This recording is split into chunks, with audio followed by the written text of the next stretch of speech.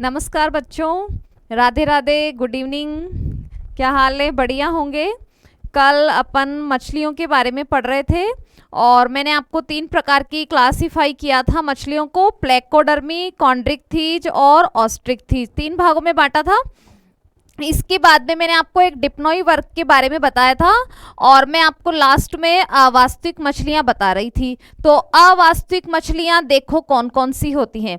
अवास्तविक मछलियों में मैंने आपको क्या बताया था? सिल्वर फिश, स्टार फिश, और उसके बाद में अपन ने क्या पढ़ा था? डेविल फिश और जेली फिश, क्रेव फिश और कटल फिश, शेल फिश और हैग फिश, यही पढ़ा था अपन ने। ब्लू व्हेल, डॉल्फिन, हाइड्रोफिश और झींगा मछली। अब मैं आपको संघ के बारे में बता रही थी और अपने 2-3 संघ आए थे, जिसमें पहला एक संघ अपन ने बताया पढ़ा था ऑर्थोपोडा। देखो है ना, यहाँ पे एक वर्ड आया है ऑर्थो। ऑर्थो शब्द होता है जोड़ के लिए। ऑर्थो शब्द किसके लिए होता है? जॉइंट्स के लिए। तो वैसे जोड़ को इंग्लिश में तो बोलते हैं जॉइंट्स, इसके लिए साइंटिफिक वर्ड कौन सा होता है? ऑर्थो। और पोडा यानी क्या होता है? पैर। तो ऑर्थोपोडा संघ में वो एनिमल्स आते हैं जिनके पैरों में क्या होते हैं? जॉइंट्स, संधि युक्त पैर होते हैं ना, वो ऑर्थोपोडा संघ के अंदर आते हैं। इतना समझ गए क्या? ऑर्थोपोडा संघ है जंतु जगत का सबसे बड़ा संघ। इसमें 9 लाख जीव हैं, जिसमें से 7 लाख तो कीटी आते हैं इसके अंदर। तो ऑर्थो का मतलब होता है जॉइंट्स और पोडा का मतलब क्या होता है? पैर। तो ऑर्थोपोडा में वो आते हैं जिनके पैरों में क्या होते हैं? जॉइंट्स। इतना समझ गए क्या? अब देखो, जंतु जगत का सबसे बड़ा संघ, जंतु जगत का सबसे बड़ा संघ, जंतु जगत का सबसे बड़ा संघ, largest phylum of animal kingdom. जंतु जगत का सबसे बड़ा संघ कौन सा होता है? ऑर्थोपोडा। जंतु जगत का सबसे बड़ा संघ कौन सा है? Arthropoda. Largest phylum, largest phylum of animal kingdom. Phylum कौन सा है? ऑर्थोपोडा। सबसे बड़ा संघ तो ऑर्थोपोडा है। और दूसरा सबसे बड़ा संघ कौन सा है? मॉलस्क। दूसरा सबसे बड़ा संघ कौन सा है? मॉलस्क। सेकंड लार्जेस्ट फाइलम होता है मॉलस्क। और थर्ड लार्जेस्ट फाइलम कौन सा है? प्रोटोजोआ। तीसरा सबसे बड़ा संघ कौन सा है? प्रोटोजोआ। तो जंतु जगत का सबसे बड़ा संघ, largest phylum of animal kingdom, arthropoda. Second number पर है मॉलस्क और थर्ड नंबर पर क्या है? प्रोटोजोआ। इतना समझ गए क्या? अब मैं आपको ऑर्थोपोडा के एग्जांपल्स बताती हूँ। Examples of arthropoda. ऑर्थोपोडा का सबसे फेमस उदाहरण कौन सा है? कॉकरोच। कॉकरोच एग्जाम में पूछते हैं। संघ ऑर्थोपोडा का ही एक एग्जाम्पल है कॉकरोच। कॉकरोच कई जगह पर आएगा बीच बीच में। अपन कॉकरोच में श्वसन भी पढ़ेंगे, उत्सर्जन भी पढ़ेंगे, कैसे होता है। मॉलस्क संघ से अपने को क्या प्राप्त होते हैं? मोती। मॉलस्क संघ से क्या प्राप्त होता है? पर्ल या मोती। और प्रोटोजोआ संघ के एग्जाम्पल्स हैं जैसे अमीबा। प्रोटोजोआ संघ में कौन आता है? जैसे कि अमीबा। और कौन आता है? पैरामीशियम। अमीबा, पैरामीशियम, और जैसे आपने एक नाम सुना होगा यूग्लिना। तो ये तो किस में आते हैं? प्रोटोजोआ संघ में। ऑर्थोपोडा संघ का सबसे फेमस उदाहरण कौन सा है? कॉकरोच। मॉलस्क संघ से अपने को क्या प्राप्त होता है? मोती। प्रोटोजोआ संघ में कौन आते हैं? अमीबा, पैरामीशियम, यूग्लिना आदि। ये सारे मेंबर्स कौन से संघ के हैं? प्रोटोजोआ संघ के। इतना समझ गए क्या? देखो, एग्जाम में एलडीसी में क्वेश्चन आया था, मॉलस्क संघ से अपने को क्या प्राप्त होता है? मोती। मॉलस्क से, ये तो मैंने आपको बताया ही है, मॉलस्क से क्या प्राप्त होता है? मोती। मॉलस्क संघ से मोती प्राप्त होता है। मॉलस्क संघ से क्या प्राप्त होता है? मोती। और कौन से मॉलस्क से मोती प्राप्त होता है? पिंकटाडा वल्गेरिस, एक मॉलस्क है जिसका नाम है पिंकटाडा वल्गेरिस।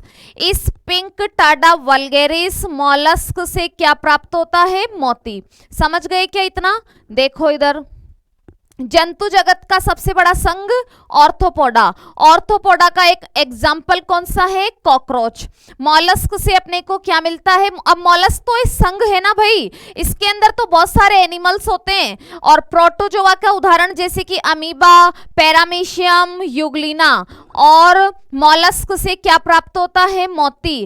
कौन से मॉलस्क से मोती प्राप्त होता है? Pinctada vulgaris. इतना तो आप समझ गए होंगे। ये अपन ने मछलियों के बारे में पढ़ा था तो, और संघ आए थे तो मैंने आपको बता दिया, एग्जाम में क्वेश्चन आया हुआ है। Largest phylum of animal kingdom arthropoda, second largest mollusc, third largest protozoa. इतना आप समझ गए। अब अपन एक टॉपिक पढ़ना स्टार्ट कर रहे हैं, कोशिका। यही मैंने आपको सिलेबस में बताया भी था। पहला अपन कौन सा पढ़ रहे हैं? कोशिका। कोशिका को क्या बोलते हैं? सेल। कोशिका को कहते हैं सेल। कोशिका इसलिए पढ़ रहे हैं क्योंकि अपन बायोलॉजी पढ़ रहे हैं ना अभी, और सभी सजीव किससे मिलकर बने होते हैं? सेल से ही तो बने होते हैं ना। और कोशिकाएं मिलकर क्या बनाती हैं? उत्तक। कोशिकाएं मिलकर क्या बनाती हैं? उत्तक। उत्तक को इंग्लिश में क्या कहते हैं? टिश्यू। कोशिकाएं मिलकर बनाती हैं उत्तक। उत्तक मिलकर के क्या बनाते हैं? अंग। उत्तक मिलकर के क्या बनाते हैं? अंग। अंग को क्या कहते हैं? ऑर्गन। और अंगों से क्या बनते हैं? तंत्र। तंत्र को क्या बोलते हैं? सिस्टम। अंग मिलकर के क्या बनाते हैं? तंत्र। तंत्र इंग्लिश में होते हैं सिस्टम। और तंत्रों से अपना क्या बनता है? शरीर। शरीर को क्या बोलते हैं? बॉडी। समझ गए क्या इतना? देखो, सभी सजीव किससे मिलकर बने होते हैं? कोशिकाओं से। कोशिकाओं का समूह क्या होता है? उत्तक। उत्तकों से क्या बनते हैं? अंग, जैसे आंख, कान, नाक, हृदय, फेफड़े, किडनी। अंगों से क्या बनते हैं? तंत्र, जैसे पाचन, श्वसन, उत्सर्जन, परिसंचरण। और तंत्रों से क्या बनता है? शरीर। तो शरीर की सबसे सूक्ष्म इकाई, शरीर की सबसे सूक्ष्म इकाई, स्मॉलेस्ट यूनिट कौन सी होती है? कोशिका। स्मॉलेस्ट यूनिट ऑफ बॉडी, सबसे सूक्ष्मतम इकाई, स्मॉलेस्ट यूनिट कौन होती है? कोशिका। और शरीर की संरचनात्मक व क्रियात्मक इकाई, शरीर की संरचनात्मक व क्रियात्मक इकाई, स्ट्रक्चरल एंड फंक्शनल यूनिट। शरीर की संरचनात्मक और क्रियात्मक इकाई या स्ट्रक्चरल एंड फंक्शनल यूनिट। संरचनात्मक और क्रियात्मक इकाई, स्ट्रक्चरल एंड फंक्शनल यूनिट कौन होती है? कोशिका। इतना समझ गए क्या? अब देखो, कोशिकाएं, कोशिका की खोज किसने की थी? रॉबर्ट हुक ने। अभी लिखेंगे अपन। सभी सजीव किससे मिलकर बने होते हैं? कोशिकाओं से। कोशिकाएं मिलकर क्या बनाती हैं? उत्तक। उत्तक मिलकर क्या बनाते हैं? अंग। अंगों से क्या बनता है? तंत्र। तंत्रों से क्या बनता है? शरीर। शरीर की सबसे सूक्ष्म इकाई कोशिका। शरीर की संरचनात्मक और क्रियात्मक इकाई भी कोशिका। इतना आप समझ गए क्या? उत्तक क्या होते हैं? तो उत्पत्ति और कार्य में समान। उत्पत्ति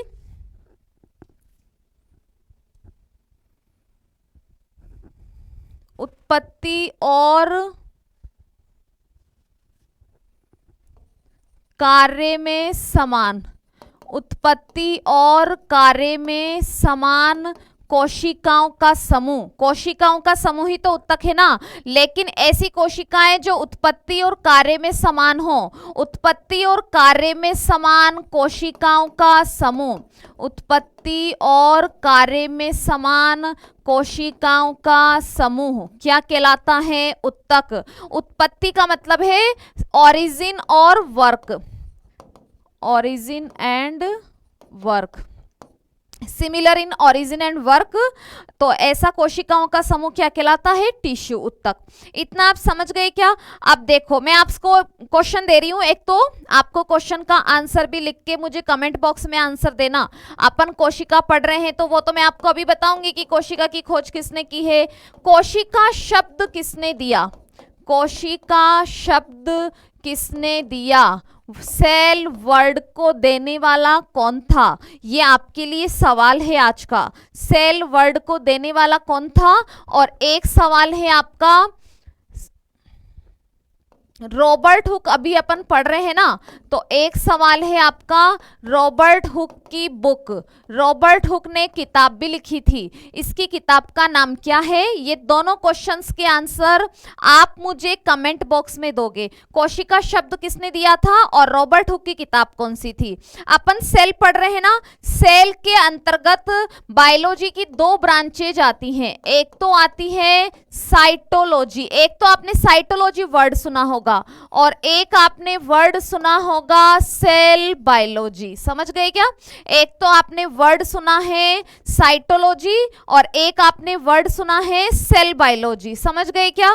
कोशिका की संरचना का अध्ययन, study of structure of cell, कोशिका की संरचना का अध्ययन, कोशिका की संरचना का अध्ययन क्या कहलाता है? साइटोलॉजी। कोशिका की संरचना का अध्ययन, कोशिका की संरचना का अध्ययन क्या कहलाता है? साइटोलॉजी। और सेल बायोलॉजी क्या होता है? तो कोशिका की संरचना, उसके कार्य, उसके निर्माण का अध्ययन क्या कहलाता है? Cell biology. कोशिका की संरचना, कोशिका की संरचना और कार्य, कोशिका की संरचना, कार्य व निर्माण का अध्ययन, कोशिका की संरचना, कार्य व निर्माण का अध्ययन क्या कहलाता है? Cell biology. समझ गए क्या?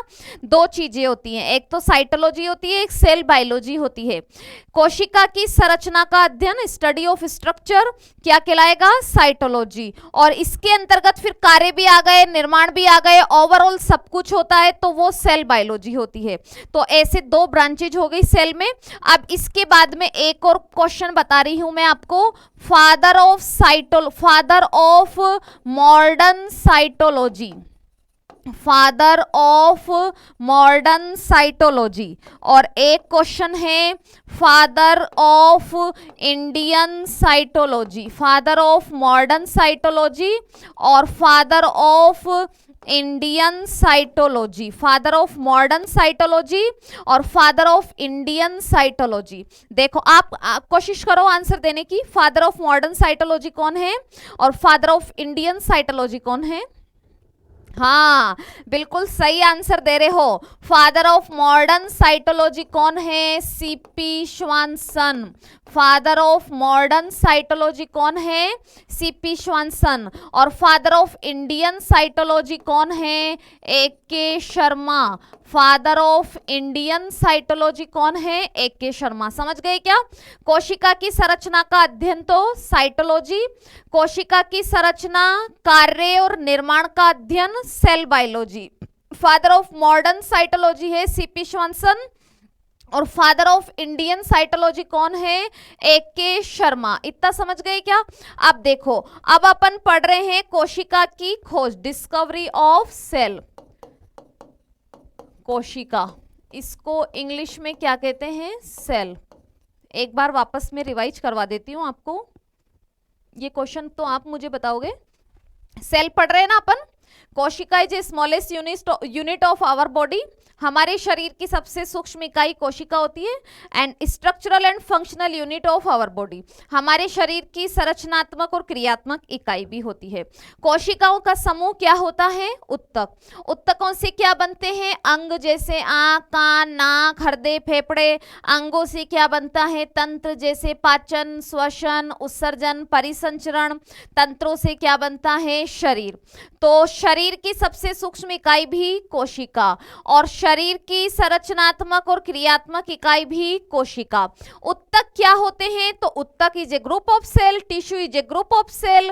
उत्तक भी कोशिकाओं का समूह है, लेकिन ऐसा समूह है जो कि उत्पत्ति और कार्य में क्या हो? समान। ऐसी कोशिकाएं जिनका ओरिजिन भी सेम हुआ हो और जो वर्क में भी सेम हो वो टिश्यू कहलाती हैं।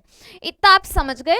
ये क्वेश्चन का आंसर आप मुझे कमेंट बॉक्स में लिख के बताओगे। सेल वर्ड को देने वाला कौन है और रॉबर्ट हुक की बुक का नाम क्या है, ये आप मुझे कमेंट बॉक्स में लिख के बताओगे।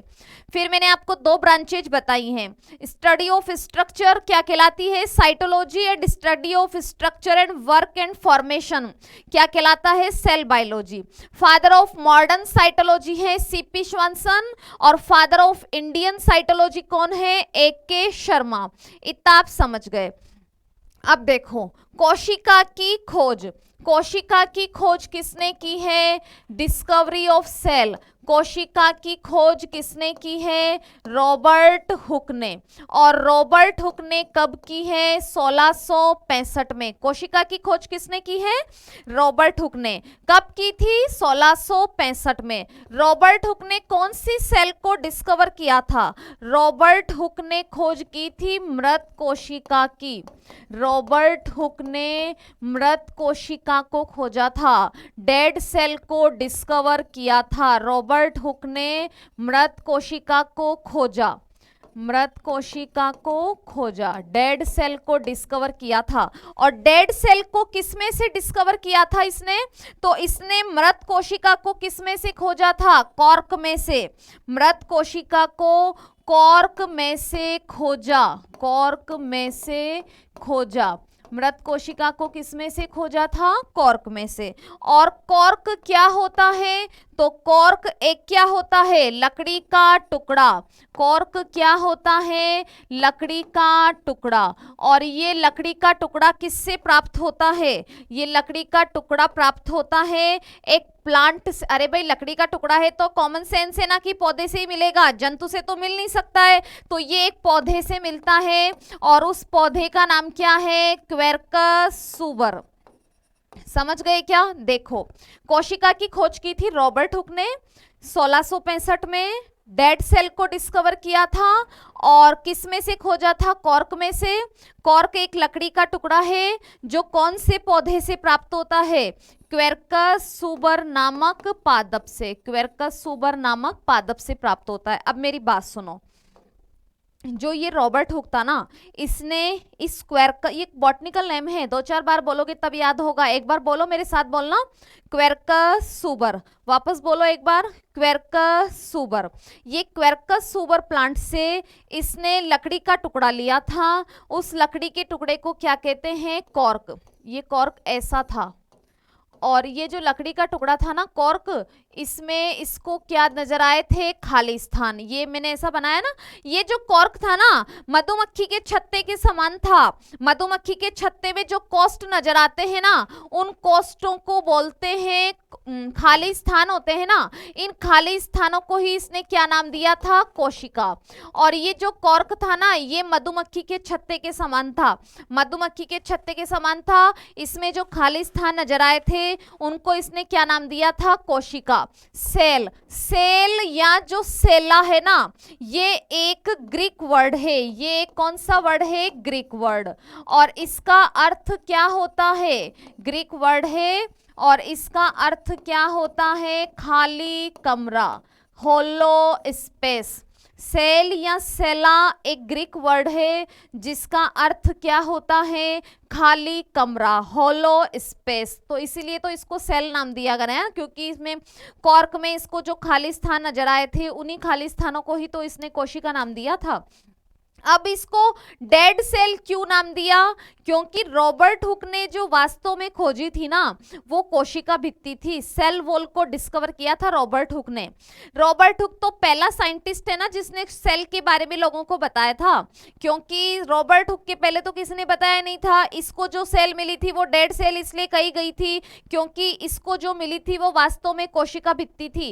और कोशिका भित्ति किस में पाई जाती है? Cell wall always present in plants, कोशिका भित्ति हमेशा किसमें पाई जाती है? पौधों में। कोशिका भित्ति हमेशा पौधों में पाई जाती है और हमेशा कैसी होती है? मृत, डेड होती है। समझ गए क्या? और रॉबर्ट हुक को जो मिली थी वो क्या थी? कोशिका भित्ति, सेल वॉल थी। और इसने प्लांट पर ही काम किया था जिसके अंदर इसको कोशिका भित्ति दिखी थी, जिसको इसने क्या नाम दिया था? कोशिका नाम दिया था। अब आपसे पूछे कि डिस्कवरी ऑफ सेल वॉल, कोशिका भित्ति की खोज, डिस्कवरी ऑफ सेल वॉल, कोशिका भित्ति की खोज, कोशिका भित्ति की खोज किसने की है? बताओ आंसर। अभी अभी बताया ना मैंने आपको, कोशिका भित्ति की खोज किसने की है? Robert Hooke.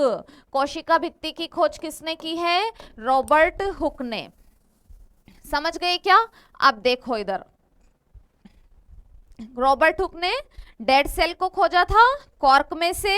कॉर्क ये लकड़ी का टुकड़ा कौन से पौधे से? क्वेर्कस सुबर प्लांट से।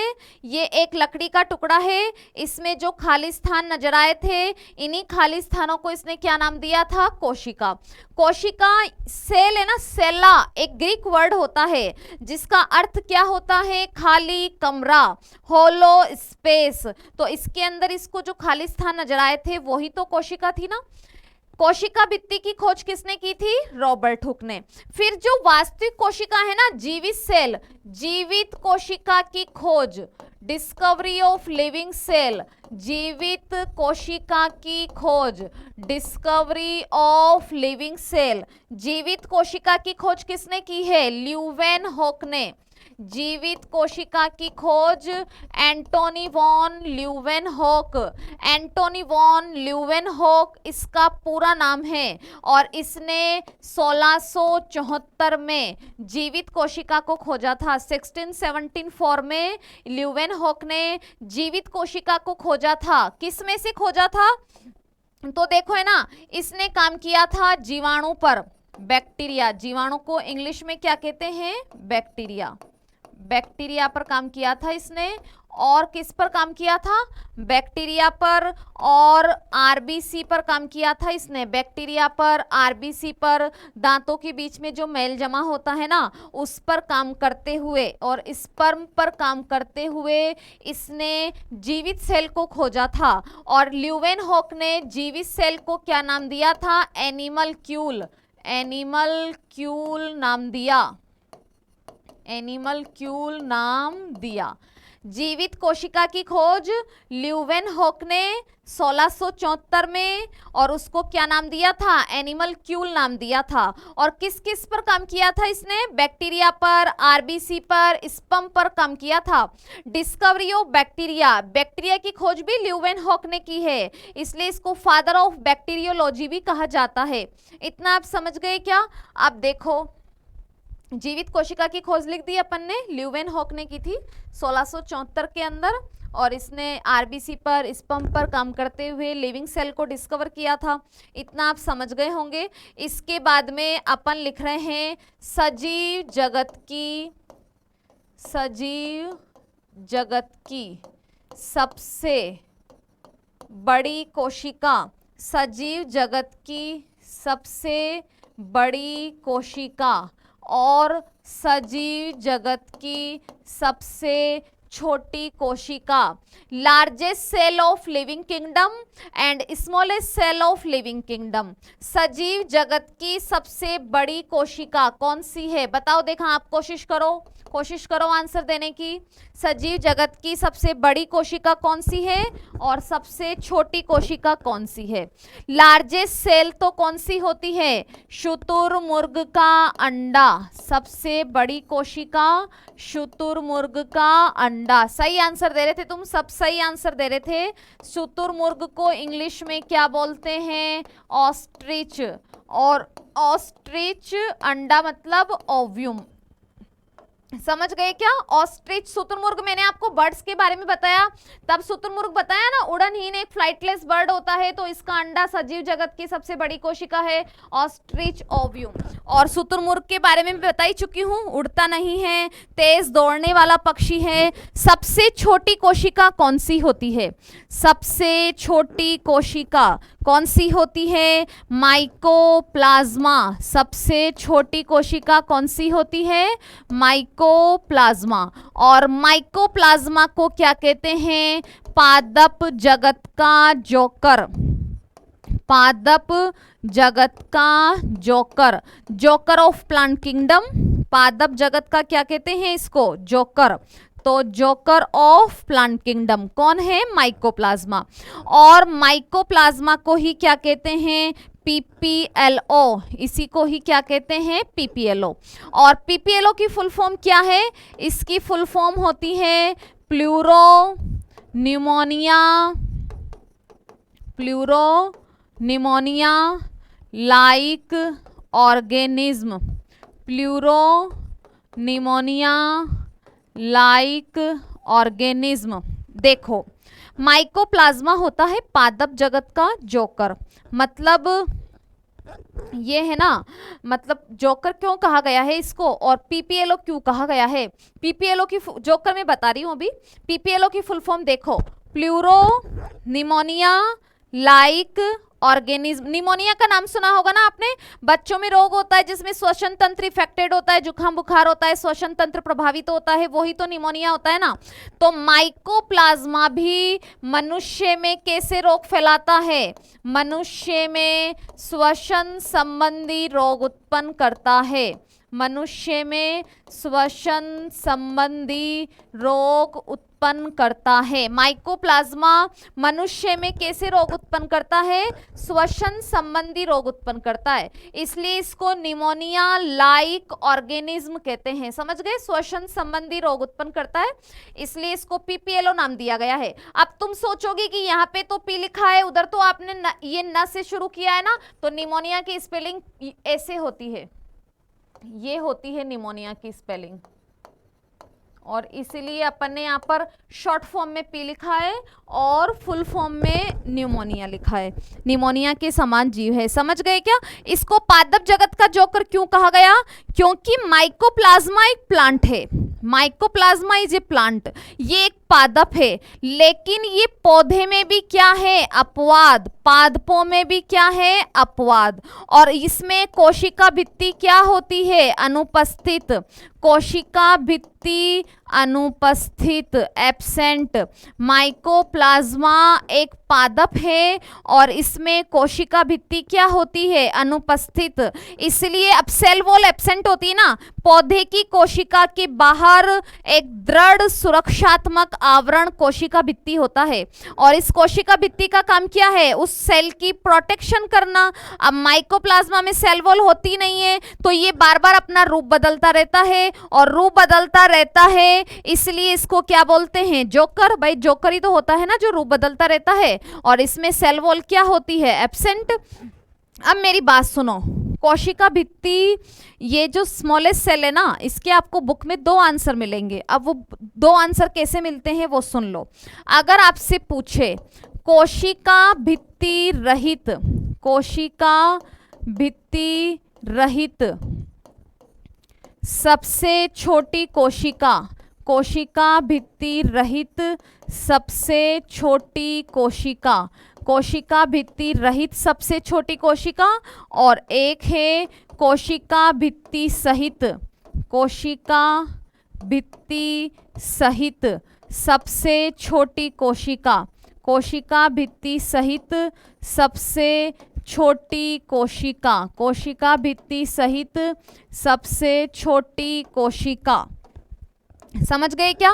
कोशिका भित्ति रहित सबसे छोटी कोशिका और कोशिका भित्ति सहित सबसे छोटी कोशिका।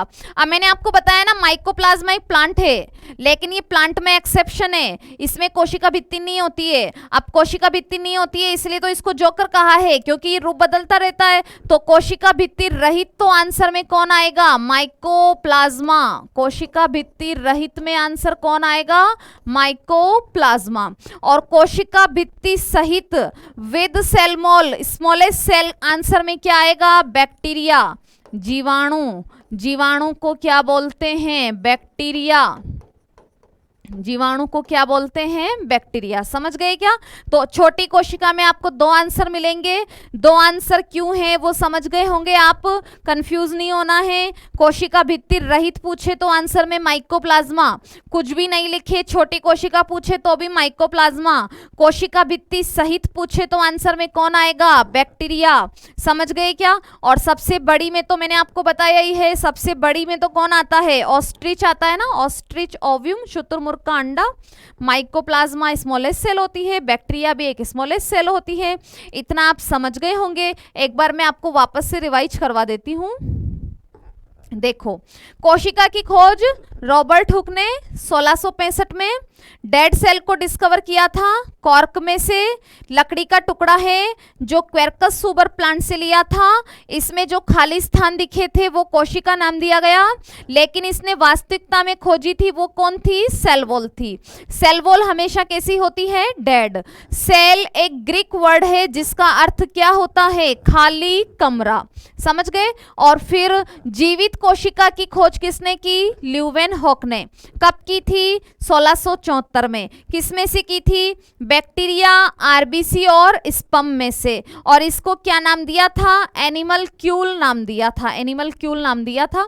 सजीव जगत की सबसे बड़ी कोशिका ostrich ovum, smallest cell mycoplasma, joker of plant kingdom and PPLO.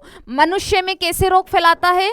श्वसन संबंधी। और इसमें माइकोप्लाज्मा एक अपवाद होता है प्लांट्स में, पौधों में अपवाद, पौधों में अपवाद। और इसमें कोशिका भित्ति क्या होती है? अनुपस्थित। कोशिका भित्ति रहित तो आंसर में माइकोप्लाज्मा, कोशिका भित्ति सहित तो आंसर में बैक्टीरिया। इतना आप समझ गए होंगे। अब अपन सेल पढ़ रहे हैं। सेल के आगे अपन, अभी बहुत लंबा टॉपिक है सेल, तो इसके आगे अपन कल पढ़ते हैं। आज आप इतना पढ़ लेना। Thank you.